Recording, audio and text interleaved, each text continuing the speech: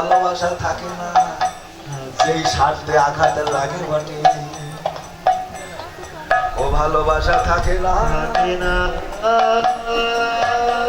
এত ভালোবাসা বোনের প্রতি নিজে স্বয়ং শান্ত হয়েছে, যেই স্বার্থে আঘাত লেগেছে তোর অষ্টমগর্ভের সন্তান হাতে আর মৃত্যু হবে, হবে কি না বিচার বিবেচনা না করে সঙ্গে সঙ্গে জলবায়ু বের করে বোনকে হত্যা করবে।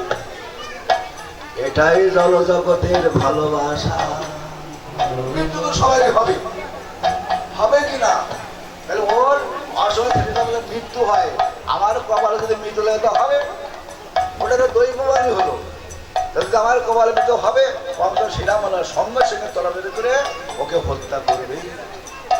স্বার্থে যদি আঘাত লাগে জলজগতের ভালোবাসা মুহূর্তের ভিতরে উড়ে যায়। এই শুক্রবারে একটা রোগী গিয়েছিল, 1 মাস কিছু খেতে পারে না, ফ্রম হ্যান্ড টু মাউথ, দিনে দিন খায়, এত অভাব, কিছুই জলও খেতে পারে না, সংসার আর কেউ ভালোবাসে না, ছেলে মেয়েরাও তাকে আর কেউ আসেনি। আমাদের বীরেন মাস্টার মশাই নিজ গুণে ওয়ান্টি নিয়ে এসেছে আশ্রমে, ওর আপনজন ছেলে মেয়েরা কেউ আসে, কারণ কেউ ভালোবাসবে না। কারণ কি?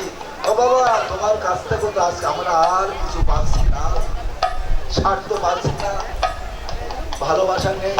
এটাই জগৎ। 1 মাস জল বন্ধ খেতে পারিনি, পারছে না, খাদ্য নালী শুকায় গেছে, ডাক্তার বললো অপারেশন করতে হবে, এত লক্ষ টাকা লাগবে, টাকা নেই। আশ্রমের কথা কোথায় এসেছে? ভাগবত অনুষ্ঠানে এসেছে। কোথায় এসেছে? ভক্ত সঙ্গে এসেছে। ভাগবত অমল পুরাণ লিখেছেন, ভাগবত অমল পুরাণ লিখেছেন, ভক্ত সঙ্গ করলে জীবের দুর্ভাগ্য সৌভাগ্য হয়ে যায়। হয় কিনা? আমরা মুখে বলি এটাও হয়, কিন্তু হয় কিনা আমরা জানি না, হয় কিনা জানি না, কিন্তু হয়, এটা হয়। দেখলাম সাথী মনে থামি, ওই মায়ের চরণামৃত, ভগবানের চরণামৃত লোকটা পান করছে।